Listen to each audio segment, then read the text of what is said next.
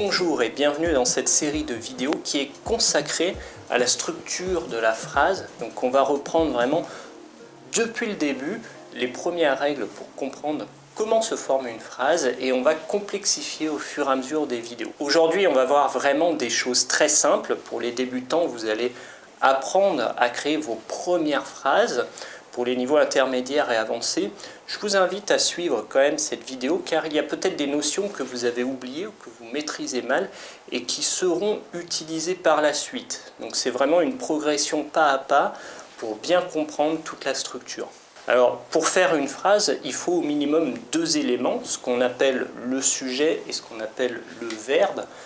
Le sujet, ça peut être un nom, donc un nom c'est une voiture, par exemple la télé, ça peut être un prénom, Marc, Ludovic, Emma, ça peut être un groupe un peu plus long, par exemple les élèves de français, par exemple, c'est un peu plus long.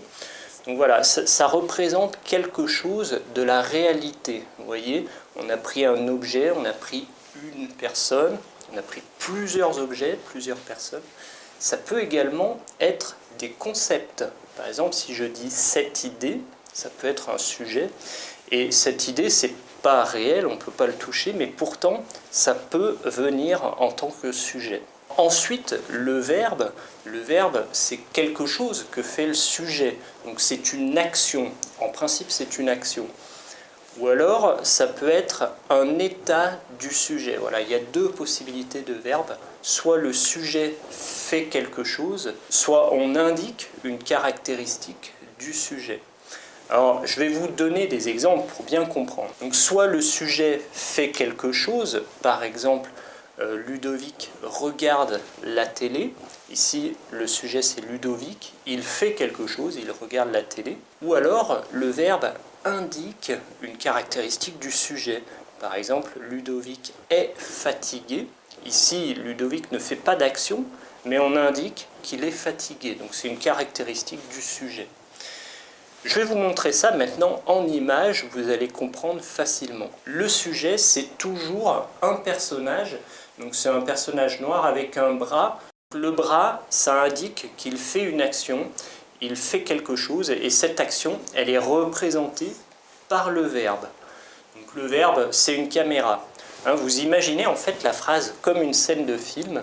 On a des acteurs, c'est le cas du sujet par exemple, mais on a besoin d'une caméra pour filmer ce qu'ils font. Et c'est donc ce verbe, cette action, qui est représentée par la caméra. Alors la phrase la plus simple, effectivement, c'est sujet-verbe, et on peut très bien donner quelques exemples. Je parle, ma mère écoute, les enfants jouent.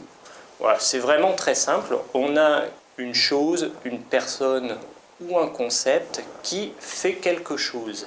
Dans la méthode également, je montre le résultat de la phrase. Donc c'est ici sujet-verbe, donc c'est un sujet qui fait une action.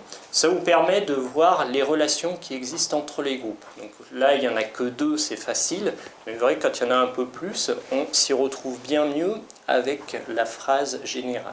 Alors, après la phrase la plus simple, sujet-verbe, on va passer à la plus classique de toutes, la sujet-verbe-objet. Donc en fait, on part de la même phrase et on rajoute un objet. On rajoute l'objet ici. Et avec ça, vous voyez, il y a trois groupes. Donc le sujet qui est une chose, une personne ou un concept, le verbe qui est une action. Alors ici, attention, dans cette phrase, ça ne peut pas être une caractéristique. Donc c'est forcément le sujet qui fait quelque chose sur un objet. D'accord ? Et c'est pour ça que dans la phrase, on le représente comme ça. Le sujet fait une action sur un objet.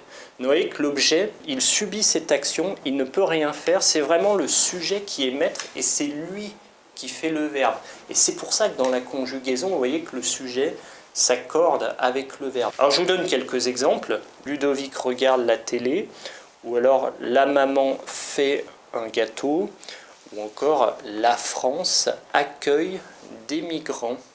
Donc vous voyez qu'à chaque fois, c'est le sujet qui fait quelque chose sur un objet qui ne peut rien faire lui. Bon, c'est facile hein, cette phrase. Alors, on l'appelle vulgairement SVO comme sujet, verbe, objet. Allez, on passe à la suite. Maintenant, on va indiquer, au début, je vous ai dit qu'on pouvait indiquer une caractéristique du sujet avec un type de verbe spécifique qui s'appelle les verbes d'état. Alors ces verbes, ils ne sont pas nombreux. C'est par exemple le cas du verbe être, le cas du verbe devenir, paraître, sembler. Voilà, on en a quelques-uns. Vous pourrez les retrouver facilement.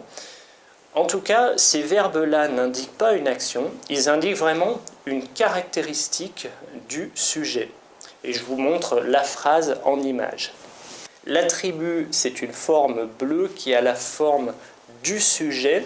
Et lorsqu'on voit la phrase complète, on voit que vraiment c'est une caractéristique du sujet. Si je compare avec l'objet, avec la phrase avec objet, on avait deux choses différentes, donc le sujet qui agit sur l'objet. Par contre, l'attribut, on voit que c'est vraiment une caractéristique du sujet. Je vous donne quelques exemples. Ces gâteaux sont délicieux. Emma est une fille charmante. Donc ici, on fera la liaison. Emma est une fille charmante. Et ce problème devient difficile. Donc voilà, vous comprenez bien maintenant la différence entre objet et attribut.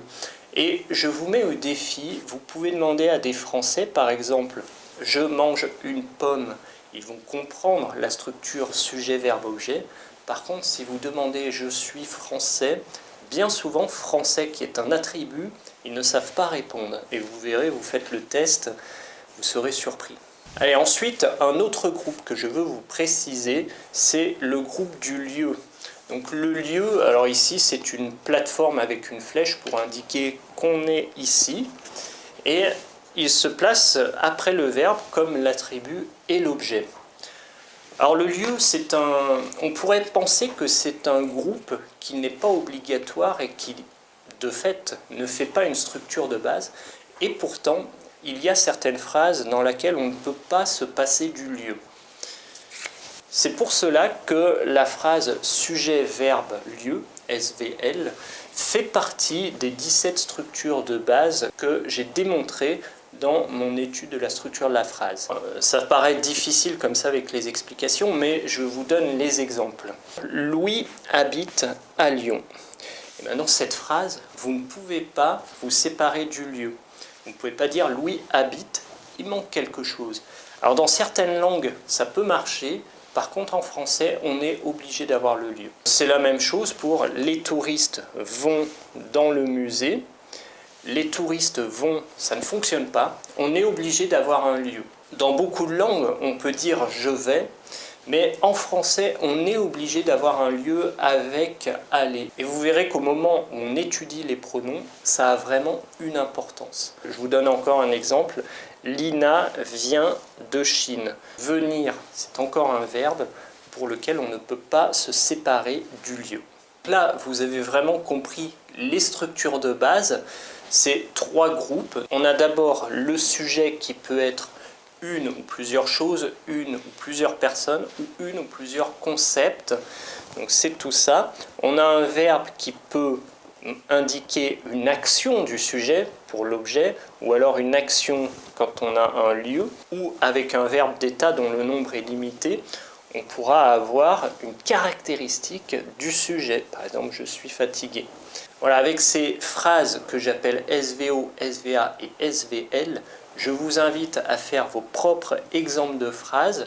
Si vous faites partie de l'école Luquet, bien sûr, vous pouvez m'envoyer vos phrases, je vais vous les corriger et vous indiquer là où vous avez fait des erreurs. Je vous remercie et je vous dis à très bientôt pour la prochaine vidéo.